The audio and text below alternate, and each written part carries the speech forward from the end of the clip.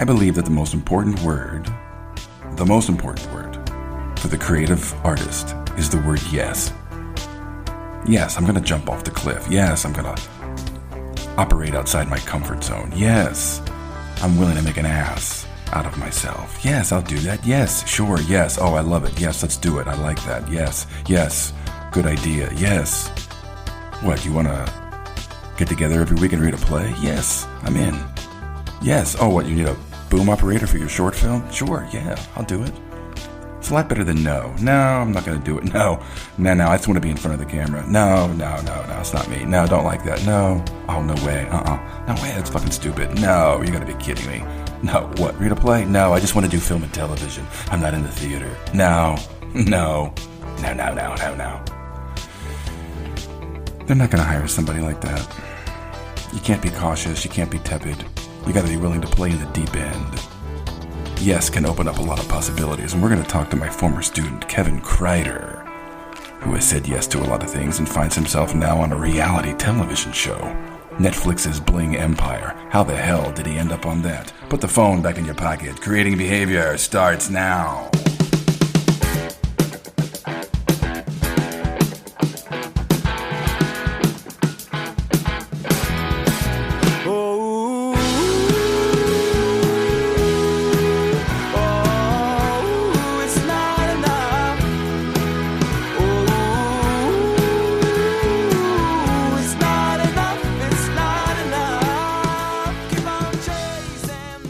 Well, hello, my fellow daydreamers. You know, marriage requires a lot of compromise. Those of you that are married, I know you understand this. You gotta compromise.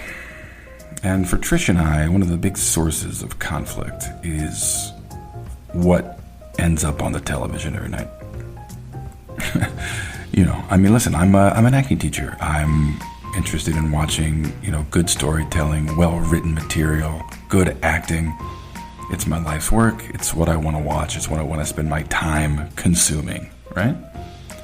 Now, Trish, she couldn't give a fuck. She wants to watch reality television. She's obsessed with it. And I use the word obsessed.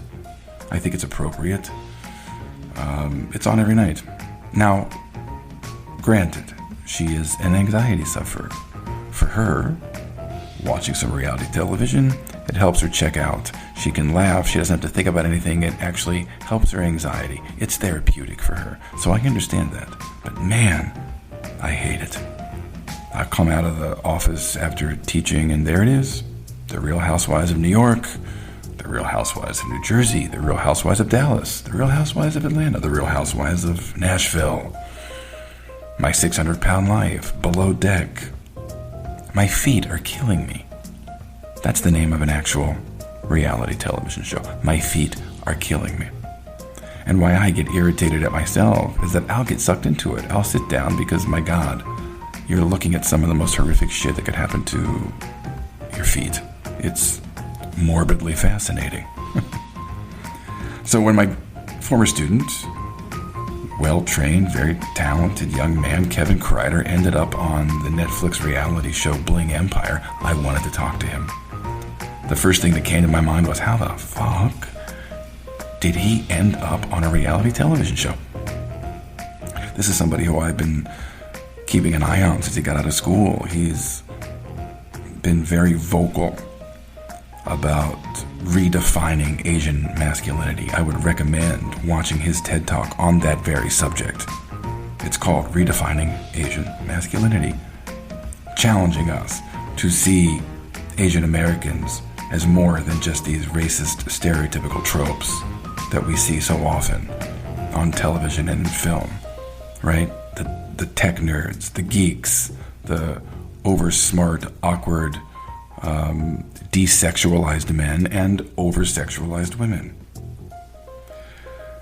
And after talking to him, what I took away from it was the power of yes.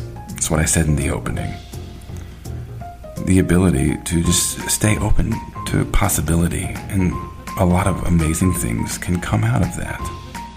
And I've watched about 6 episodes, and It's thoroughly enjoyable. There's a lot of humanity in this show. And, Kevin's not rich, not by a long shot. So, watching him live vicariously through his friends that are some of the richest Asians on the planet is a fun ride. So I started off the conversation just asking him, how did your training, how did your artistic sensibilities help you when you started shooting the show? And this is what he had to say. Here's Kevin Kreider. Well, I think when you taught us at Maggie's, like, your job as an actor is to create vivid human behavior. That's right. I remember that because as I was going through Bling Empire, the show, I was like, I'm just creating behavior, like moment to moment. And it just really helped me, I think, just through that whole process of filming and just being myself in the moments. You are the empathetic, soulful center of this reality show. And I will tell you, my wife is addicted to reality television. Get out of here. That's so opposite of you. So, and I don't watch it. I don't watch it. So I've watched more reality television going through Bling Empire on Netflix than I have ever done. Like, because she's anxious, so she loves to check out, and so reality television really is a great thing for her. But I'm looking for scripted drama. I'm watching acting. Yeah, same. I'm not a reality person either watching it, but the way the producers brought this to my attention was like, it's going to be like more of a docuseries. It's going to be shot docuseries, like not so reality-ish. It's going to be beautifully shot. There's going to be documenting your life. And I was like, oh, wow, cool. I can do that. Well, I've watched the first 5 episodes. I'm right at the shaman. Oh, the shaman experience. Mm-hmm. What I'm taking away from this, just like watching it and being open to it, and I'm certainly just proud of you and just living it vicariously through you. You guys do touch on some very personal, deep things. Whether it's, you having a conversation with your mom about wanting to find your birth parents, or Christine struggling with having a second kid, and this shame and this circumstance on her shoulders to keep her husband from being humiliated. Right. There's some deep things, and you catch people in some very vulnerable, it seems to me, authentic ways. There was at one point where the story of Bling Empire just really played out on its own. And they were just asking us questions like, okay, so what do you guys want to do? What do you guys want to do with this information? And we'd be like, yeah, let's film a conversation with Christine and the kid. Like, I can teach them how to model. So they let us do everything we wanted to do. And, they were very careful in the sense of saying look, to really carry this experience, don't plan anything. Don't plan anything when you're filmed. Very much like you, right? It's like, you kind of know, you shouldn't plan anything in your head when you're acting, but they're like, for reality TV, definitely don't, because it's going to come across as you're acting. And I found that very interesting information. It was almost like they were coaching us in some way. You became friends with Kane right off the bat. You come out to LA. You don't know anybody. The only person I knew was Kelly, casually, just through Instagram. She introduced you. Yeah, Kelly's a very, like I said, lady boss. She's highly networked in LA. She's been a working woman for a long time, just getting into the industry. And she was like, hey, look, we got this show thing happening. You seem to get along with everybody. Do you want to be in it? And to tell you the truth, I was a little hesitant because, first of all, I'm not rich. And they're like, it's going to be crazy rich. I'm like, what do you need me for? And they're like, well, we kind of need you as the eye candy. And then the eye candy turned into, you're going to be the voice for other people. And I was like, wow, that's amazing. I would love to do that. Yeah, we really do live vicariously through you. Yeah, and so everything you see going through there is a real experience. They just threw me in there and just said, hey, let's see what happens to you, Kev. These are my friends anyway, so I felt very comfortable with Kane and Kelly and Christine because I've met them before. We've had brunches, lunches.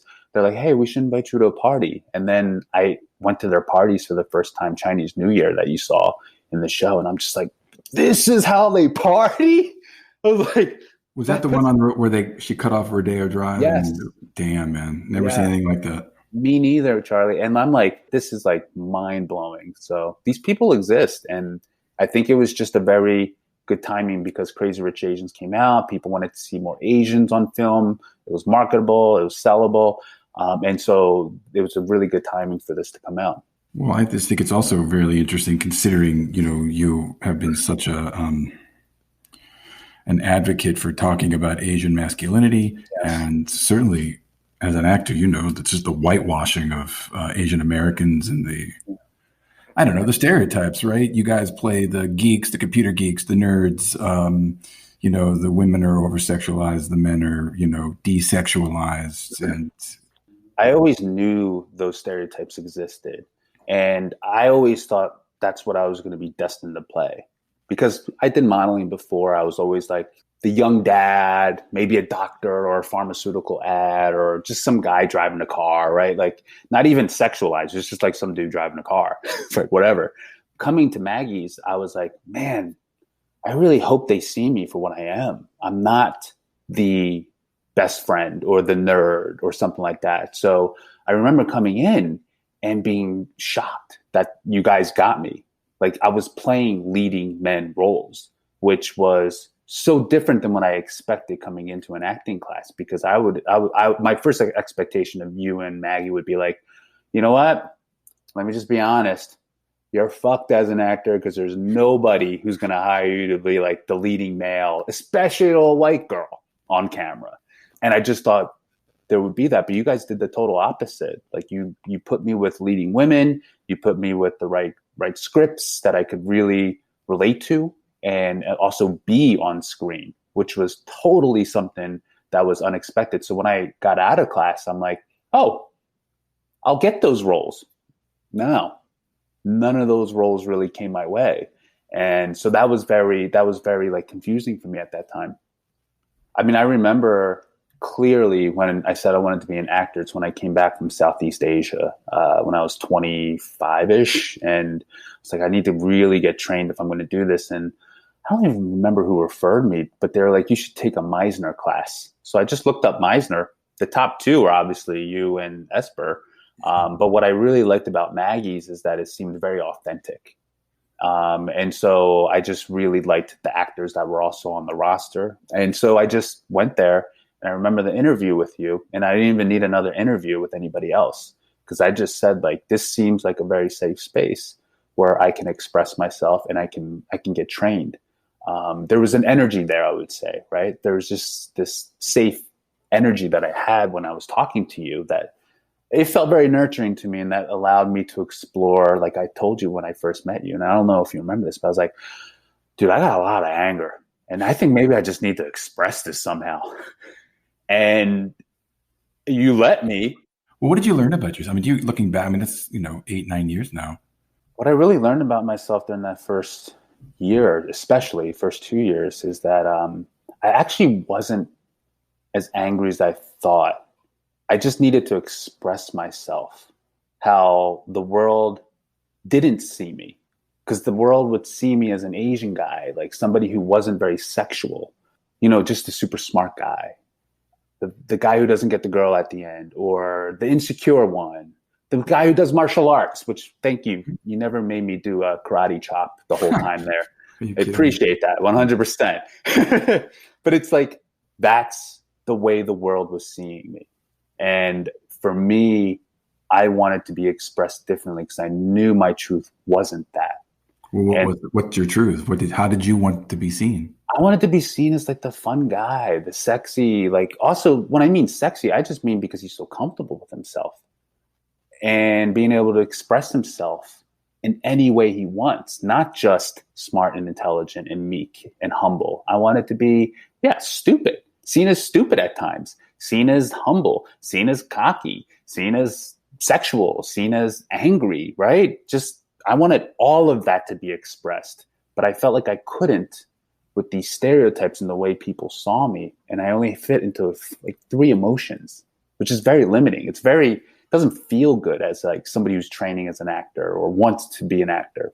Well, so you get out of school and you've got this skill set, you've got this, toolbox, right? You understand really what it Hmm. means to create behavior. Yeah. A lot happened to you since then. I left Maggie Flanagan's with so much hope and inspiration. And things started coming my way. I was booking a little bit more work. I was getting some roles. I was getting callbacks for theaters. And it was like crazy. It was just so stressful. At the time, though, I was using some sedatives. Like I was on, well, no, they're not, well, not sedatives. They're actually the opposite. I was using Adderall. Man, I can't tell you how many people, students, young people are using Adderall. I've got so Yeah. many students that have issues with it and addicted to it. Yeah, and I would say this, seeing my behavior now and seeing my behavior when I was on Adderall, I thought the Adderall at the time would make me more open, more expressive, because it gives you more energy. But what it did was the opposite after about a year or two of doing it. It made me more numb. And so like I felt that I couldn't whatever I was feeling wasn't showing to teachers or to the camera. And so I got off Adderall because it just wasn't really working for me, and I got more depressed on it, and I got really stressed. I did do it with some supervision though, but it just got so stressed. Just everything happened, and I lost my hair. There were chunks of my hair falling out. Very, very stressful, even losing your hair then, especially when you have a couple photo shoots lined up. I was doing stuff for Men's Health and Men's Fitness at the time, and they're just like, wow, what's going on with your hair? And I just said to him, I was like, I have no clue what this is. Like, I've never experienced this in my life. I've only seen it in cartoons where like people get so stressed out and they lose their hair. But this actually happened to me and I freaked. So I lost most of my hair. It was like probably 50% of it. And I left New York, left my apartment, and did a soul searching skateboard trip across America from Santa Monica to Philadelphia.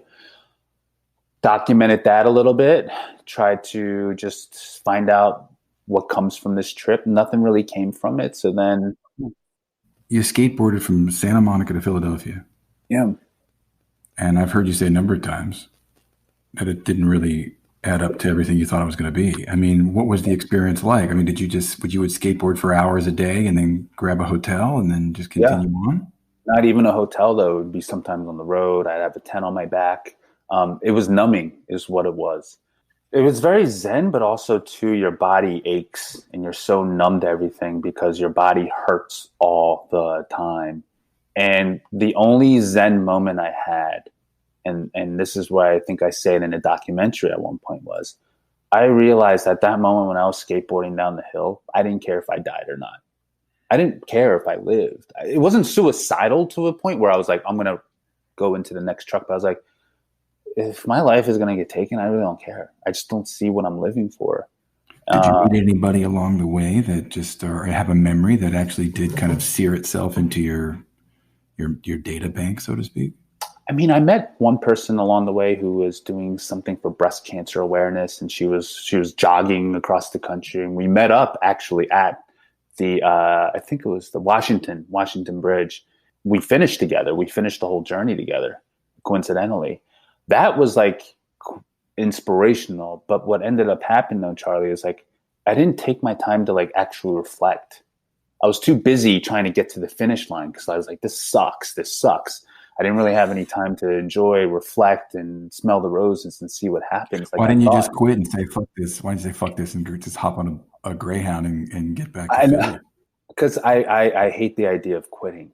I don't mind having a detour, but the idea of quitting just really wasn't in my repertoire. Like I just said, if I quit now, then what do I do? I had no purpose anyway. So when I got back to Philly, I got really depressed.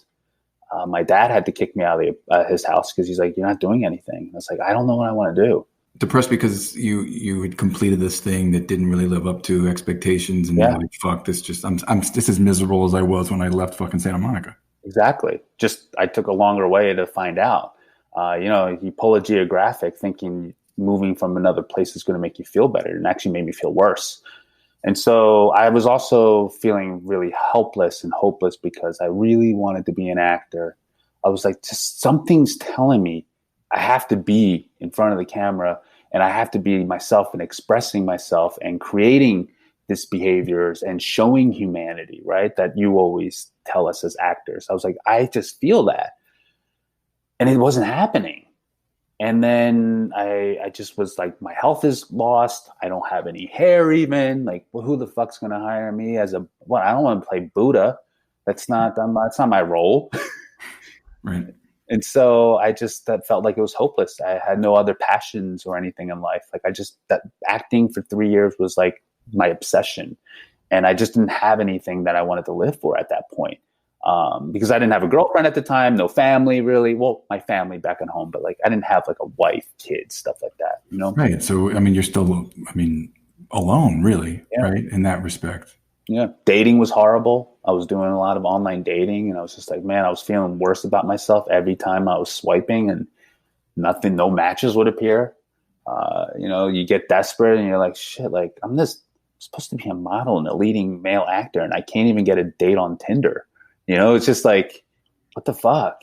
I just felt so bad about myself. And well, so how do you dig yourself out of that? Because, I mean, I know a lot of people listening to this are going through their own bouts of depression and low self-esteem. And you want to try to hold on to this idea that you're an artist and that you're an actor and that I can be creative, but there's a hopelessness. How did you get yourself out of it? Fuck.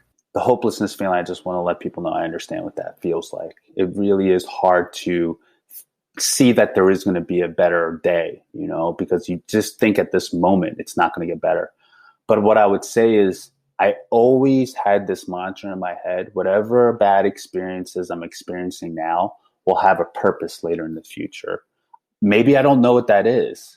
I don't know what that is half the time, but it will appear some way, some form, if I just allow it. I just didn't rush it then. I sought for what that purpose was though.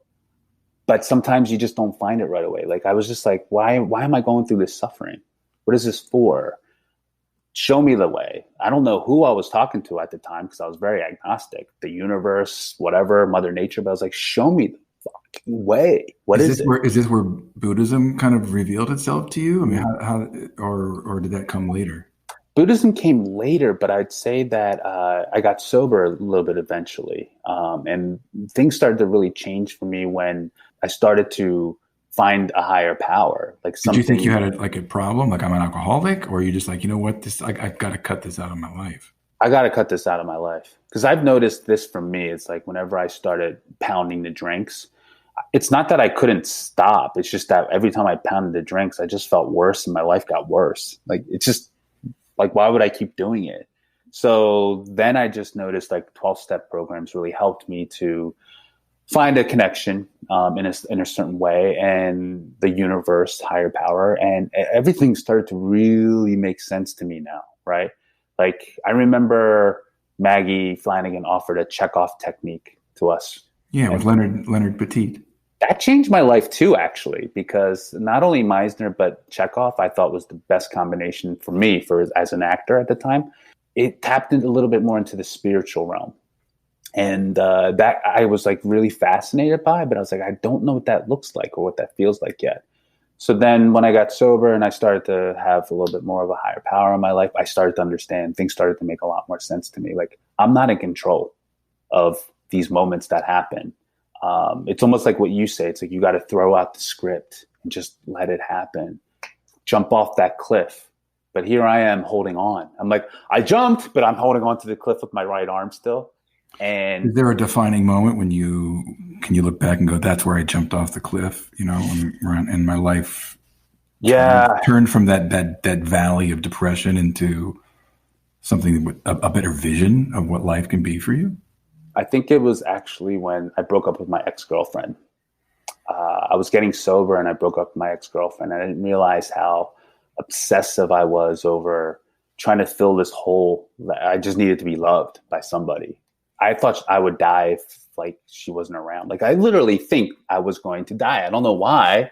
Because now looking back, because you can't imagine your life without this person. There's such a dependency, a codependency there, and you just can't imagine that you could actually have a life without that person. Exactly. And like when I really think about it, I was probably more codependent than anything.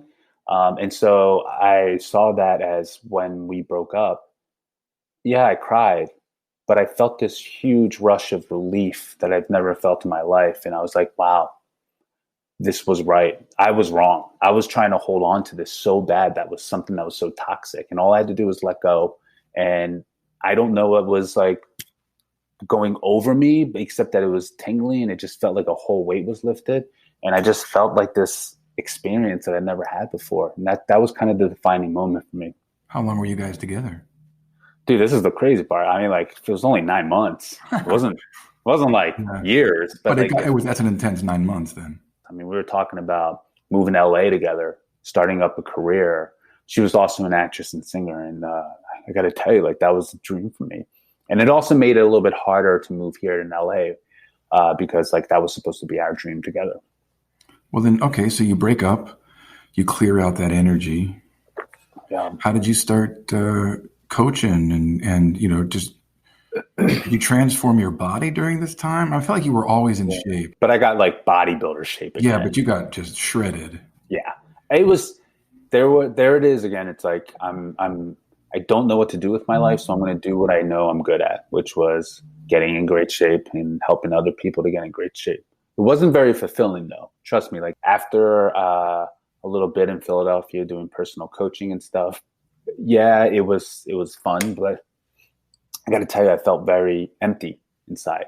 Why was that the case? I did it in the past before I went to your school, and I felt fulfillment in training and doing acting more than I ever did when I was personal training or in fitness.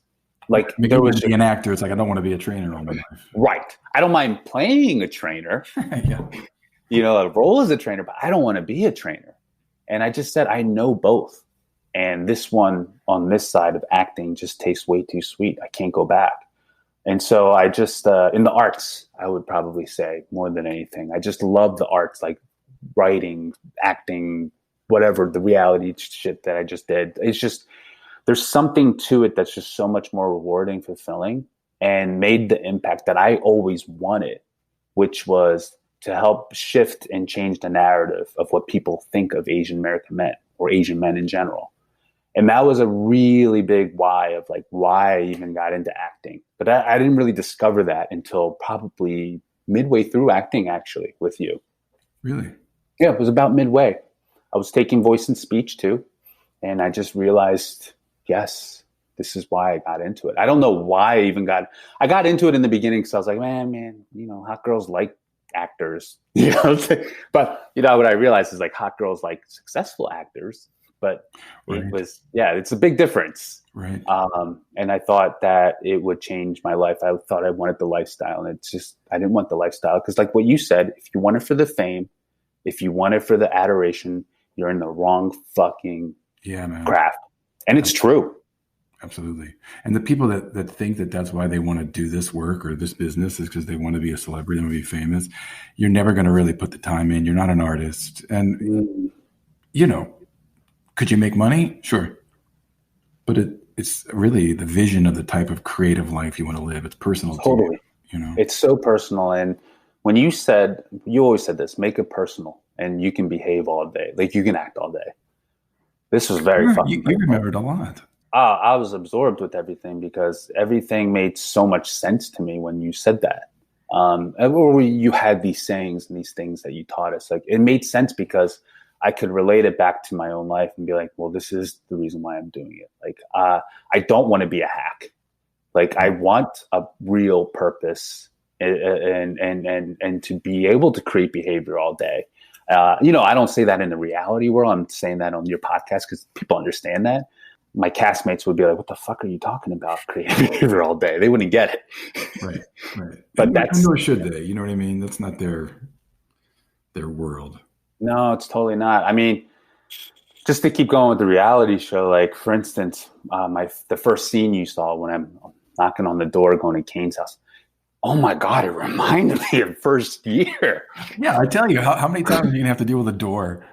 Yeah, I never thought how useful it would be in life, just even life in general. I'm like, here I am knocking on the door and I'm like, oh my God, this is like, hey, you know what happened actually? This is like behind the scenes stuff, but they're like, oh, we weren't ready. You got to do that again. I was like, thank God. That was the worst door entrance. I actually thought to myself, if Charlie was here, he would rip me a new asshole. Well, You know. do they reshoot a lot of things? Or they say, no, this didn't work. We got to do this again. So what they do with the reshoots is if they missed it. Like for instance, if I said something, they're like, "Oh, we just need a better shot. Could you just try to say that again?" That's when they'll do it. But that nothing's reshot in a sense. Like, hey, take two. You know, I kept telling myself too when I was through this whole process. I was like, "Don't act though. Like Right. when I mean act, like just be and have a point of view. Be yourself. You know." And that really was me. The reality, Kevin, if I was trying to act, would have, I don't know what I would have done. Maybe Who knows? made a scene or pushed Right, conflict that maybe wasn't right, really legit. exactly. And I think in reality TV, you can't push for anything. It's kind of like what you say: don't push, don't push. And I never. I mean, I remember training with you. Like I never tried to push for anything. I would always try to let it happen, and that became very useful. You're very present. I think this is why people have taken to you. I've been reading all of the reviews. Yeah, You're the heartthrob. Everyone, is living through your experience. It's because there's a genuine quality to you. yeah. Never pushed once. Like I see the Kevin that was in my class. Yeah, no, exactly, and that's the Kevin I wanted to be on this show and for the world to see because I wasn't acting. But here's the thing: I think really good acting is you're not acting. It was easy because I didn't have to act; I was just experiencing. So that was very useful for me. When you had that scene with your mom, were you really nervous about that? Like, was that legit? Like you Yeah, heard that? the reason why it was legit is because I don't know how she was going to react with that news on TV as well. Yeah.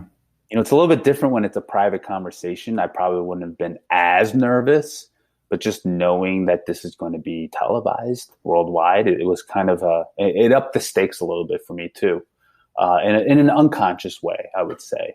But I definitely felt really weird about that. It's very vulnerable. I mean, you guys, everybody is touching on some seriously vulnerable topics. Yeah. And like you, when you get later in the scenes, we go searching for Kim's biological father, and I tell you what, that was Charlie the most life changing Really? things I've ever done in my life. Yeah, like talk about like you just have to let things unfold. Like we didn't plan on searching for Kim's biological father. Things just unfolded, That and unfolded as you were shooting this series. as we were shooting the series, yes. Well, your mother really had a big impact on her. Your Yeah, mom's honesty really changed her opinion and her willingness to even approach her mom about finding him. totally. And I think too, just being on set and knowing we're a part of this project allowed us to pursue these things that we've been wanting to for a long time. Because I know Kim actually was curious about her biological father for a while. I was curious about my adopted parents for a while, but it allowed us the opportunity to really pursue it and to just see what happens. Me and my mom, we've always had some ups and downs once in a while. My parents, they didn't share this on the documentary, but like ever since my parents got divorced, we've had ups and downs in our friendship and relationships. And that was really tough.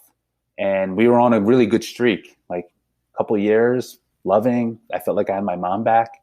And this was just going to rock the cage a little bit more for me. I didn't want to bring anything uncomfortable to the table and make her feel like she was rejected now. And I didn't want to bring that up. Yeah. When did your parents divorce? I was 25, so before I moved to New York. So it's a long time to What's it like as an adult? It's a much more traumatic experience for a child. Not that it's not traumatic for an adult, but at 25, what was that like for you? Were you surprised? You were like, finally, you guys are. It was totally surprised. It came out of left field for me and my brother. But I think what made a double layer for me is that I'm already adopted to begin with. And so this kind of hit me a little bit harder. It hit my brother harder in a different way because, he's tied up with family business. So things get a little shaky with divorce. But for me, it was more deeper, more visceral. Was it tapping into abandonment issues? Now that I look back on it, I believe it did, because from that moment on, actually, I never really dated healthy afterwards with women. It wasn't very healthy. I was definitely more fearful every single time I got into a relationship. My last girlfriend, which was a while ago, that's exactly what happened. Like, I just wasn't making enough money to me, even though I was making more money than I had for years. Like, I just got out of credit card debt. That was huge for me. And I just was fearful of going back to that same situation. And this woman in my life that I wanted to keep, and I thought I would die if she left, right?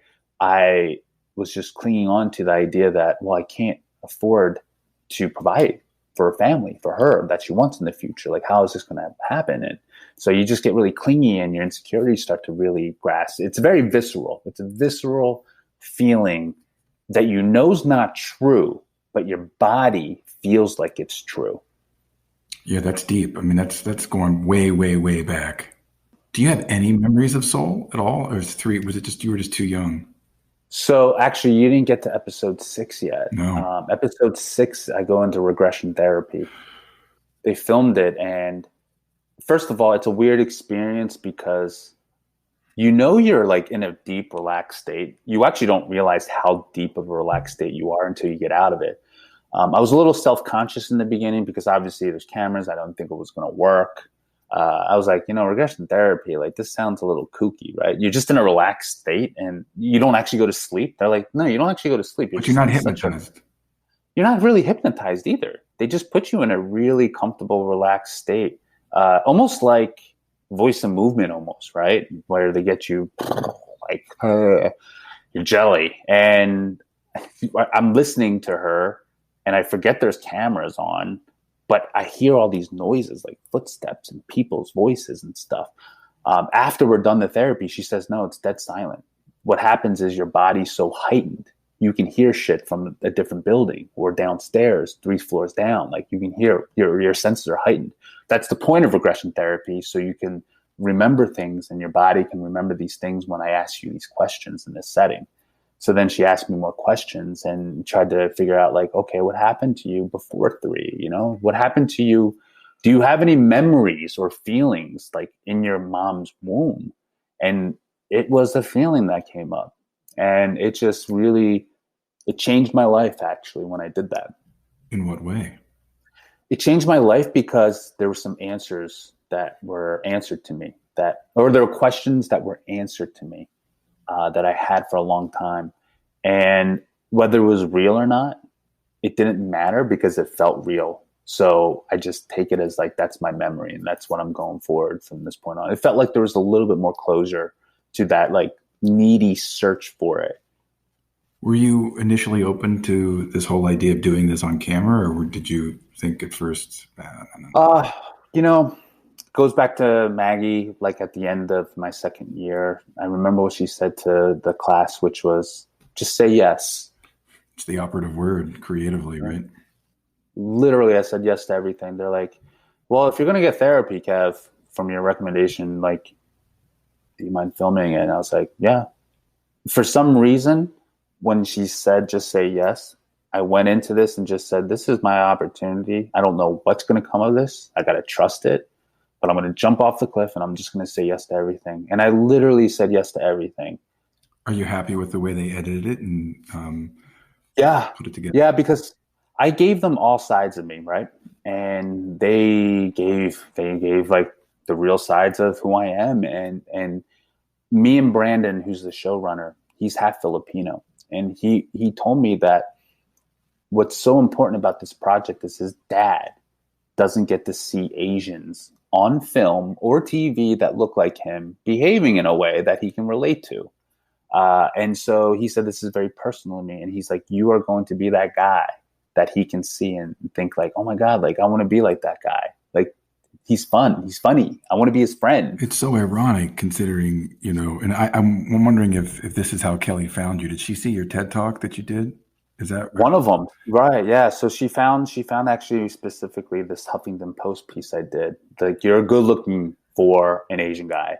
Well, I mean, because you were talking about this all the way back in, 2018, 2017. I remember you were doing these talks, being very, very honest about just how Asians are portrayed in your life and being bullied and wanting to be white and all of this really deep, vulnerable shit, man. And I don't know, it's almost like you have manifested Yeah. something here that gives voice to what you were talking about for years.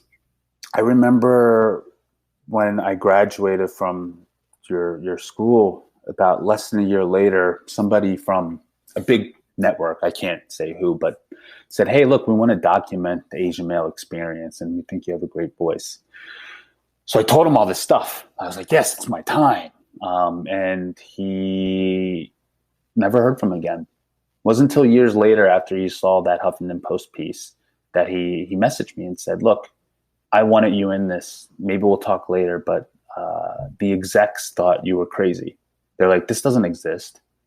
He's just a bitter Asian guy. No wonder he doesn't get girls, because he's angry. And, you know, maybe, you know, if he wasn't so Asian or something, who knows what the reasons were, but it was because they just didn't believe me that Asian men had these experiences growing up, and still to this day, to a certain extent, right? Like I still don't get that much, if any.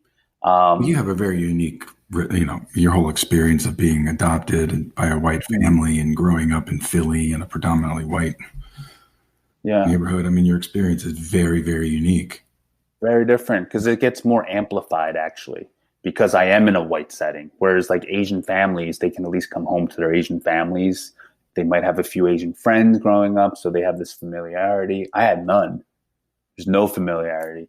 I turned on the tube, like the TV, but like, oh, waka! That's the familiarity I got. And I was like, nah, that's not familiar to me either.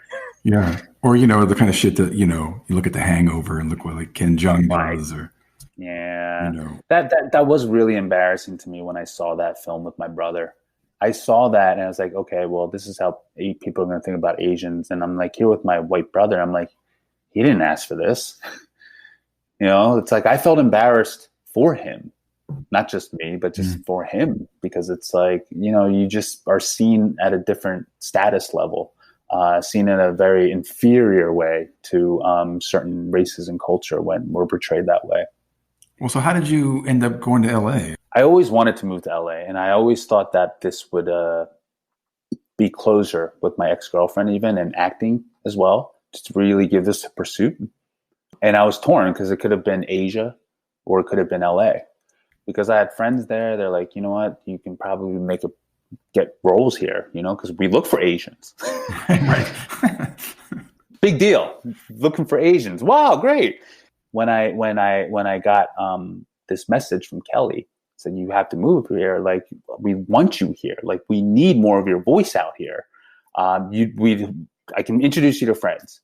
Did you know anybody other than Kelly when you moved out there? I knew a couple people casually. Like, I knew Guy Tang casually, who was the hairstylist, because we're both about Asian activism and Asian men being more seen and visible, in a good light, by the way, or just many lights. I shouldn't even say good lights anymore. I should just say diverse light, right? Not just one way.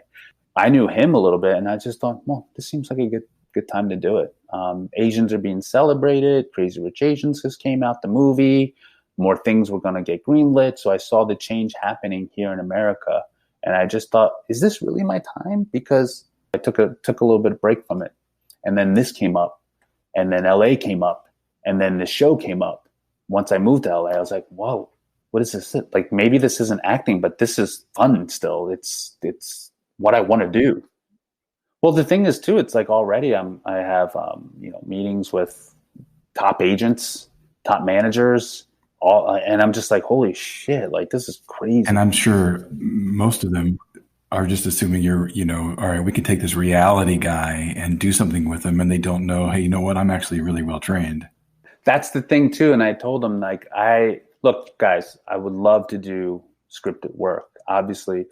And they're like, well, it's going to be really hard to transition. We think you can do it, though, because I think now, especially with people of color, the lines are kind of getting blurred, because they're like, we just want people of color who are fun and engaging and entertaining and can do the work. It doesn't matter if the reality or not. So that's kind of the hopes that they're going for. I also am still talking to them because I do have certain things that I know I'm just not going to do.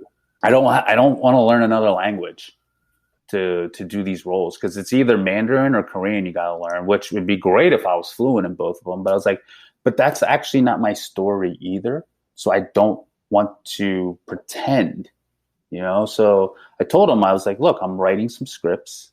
They're about being Asian in America, Korean adoptees too. I have some great ideas. Can you get this out there and can you get me to act in them? So that's kind of how I'm choosing my managers and agents now, because I know, almost like what Maggie said at the end. I remember this clearly. She's like, you'll never get roles that aren't meant for you, that you can't do. You know, like you definitely have a little bit of a type, she was basically saying. You know, character actors, yes, very different. But she's like, even then, character actors, sometimes they don't really lead into leading male types, right? But whatever, those are outliers, obviously. But she said, in general, most of you won't be able to play some types, you know, but say yes to everything, because you got to find that out for yourself. Going through this experience of being trained and going through auditions and acting and knowing what's right, like I know pretty much like what I am and what I'm not. And I'm okay with that though, because I can play these roles. Well, Self-awareness. you know what else is going to change here? Probably already has, is your privacy and being able to walk down the street. You know, there's something you sacrifice a little bit, right? Well, thank God we have face masks on still right now. But yeah, I did notice that, like, I was getting boba with my friend Guy from the show, and took the face mask off to start eating, and then all of a sudden people are like pointing right in front of us. So there is a little bit of privacy, but I don't mind it because the people that I did this for were for those people that were recognizing me. It was for the Asian community, really. So when that happens, I welcome it, because I'm like, guys, I did this for us. You know, I didn't do this for the fame or the followers. The followers are nice, don't get me wrong. The adoration is nice because it tells me, it confirms like the reasons why I'm doing this is right. It's for a good purpose and it's for the right reasons. Do more of it. I literally did this for them. When you approach something from that mindset, just things can happen to you that you just can't even expect. I believe so. That's kind of like what you were saying. If you do it for the fame, it's not going to happen.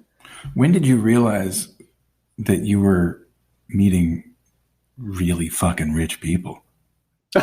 Like, I wish the cameras were on me when I first met Kane. Yeah, it was literally the same day I got off the plane, going to Hollywood Hills. I'm like, fuck, I've never been to Hollywood Hills before.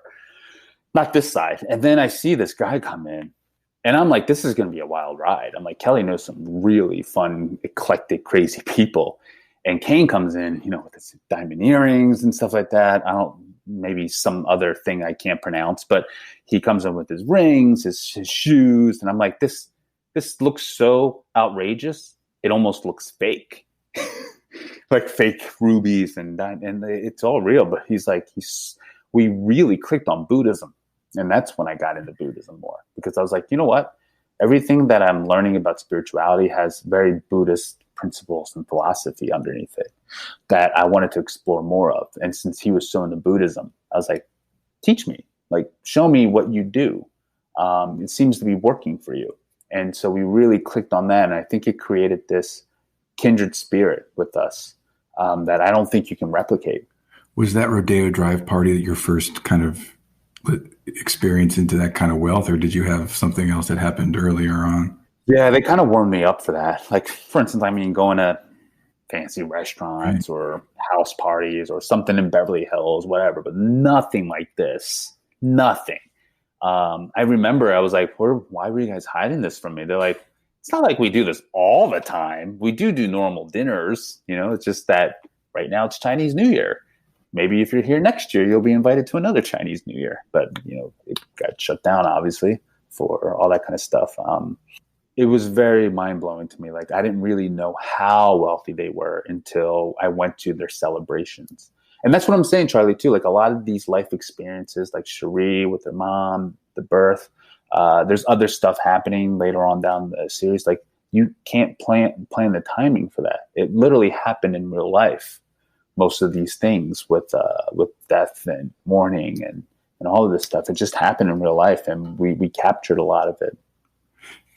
Have you ever felt uncomfortable just hanging out with them or getting to know them and thinking, Feel very uncomfortable, especially when the bill comes out, right? So you're just like, okay, well, $150 means a lot more to me than you. But usually, and not to sound like this, but if somebody covers it, thank God, or I kind of just cover what I eat. Maybe I'll get the tip or part of the tip. They're very understanding that I don't come from that wealth class, which is really refreshing, actually. That's amazing. So is the crush on the show, is that legit? With Kelly, yeah. Actually, that's kind of why I met up with her to begin with. Yeah, of course. Yeah, and I was just like, oh, she's pretty. Oh, she's with Andrew. So right away, tell you the truth, I wasn't so into her as a crush in the beginning because she was with Andrew. But then when I found out things weren't going so well, I was like, oh, okay. Let's just see what happens. And look, I am flirty, and I tell all my guy friends, thank you for letting me be flirty, even around your wives or girlfriends, because that's just me in general.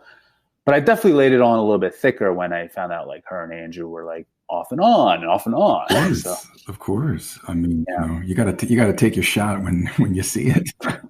Totally. Well, I'm actually, listen, I am invested in this. I cannot believe that that's true. Yeah, but you're going to be in it for a treat for 6, 7, and 8. You really will be. I'm invested in it. I love every time you're on. I'm just so proud of you. Thank you, Charlie. Honestly, you're living a creative life. You have a life of purpose. You have a lot of grit. You got to be able to adapt. You got to have grit. You got to have resilience, and you've got those, man. Well, I think that's what got me here. Just like I just adapted, just kept trying. I just kept remembering like I had a higher purpose, than the fame and the followers. So, no, I really am glad that you said like you're proud, because that was something that I wanted from this show, is to make all the people from Maggie Flanagan, Maggie, you, just like proud, like, hey, this is Kevin. What would you say to that young guy that was, in 2011, 2012, grinding out something there? What would you want to say to him? Whatever you think's going to happen, don't hold too tight to it. Because this never would have been in my dream. If you would have said to me, where do you see yourself in 5 years, which is what we always do, none of this stuff that's happening was on my list at all. Never would have said like, hey, I want to be on Netflix, because I don't think Netflix was that big back then, right? Oh, I want to be on a reality show for all Asians. That shit didn't exist. So I would say don't hold tight to what you think you want in life. Usually it's better, whatever happens. Well, my fellow daydreamers, thank you for sticking around and keeping that phone in your pocket. You can subscribe to this show wherever you get your podcasts. If you have a few seconds and you can leave a review on iTunes, that would mean a hell of a lot to me personally. You can go to my website, creatingbehaviorpodcast.com, for the links and content to every episode. You can also read my blogs. You can sign up for the newsletter. You can book me for private coaching. You can follow me on Instagram at Creating Behavior. My New York City Acting Conservatory at Maggie Flanagan Studio. Lawrence Trailer, thank you for the music, my man. My friends, say yes. Jump off that cliff and play in the deep end every once in a while. Play full out with yourself and don't ever settle for your second best. My name is Charlie Sandlan. Peace.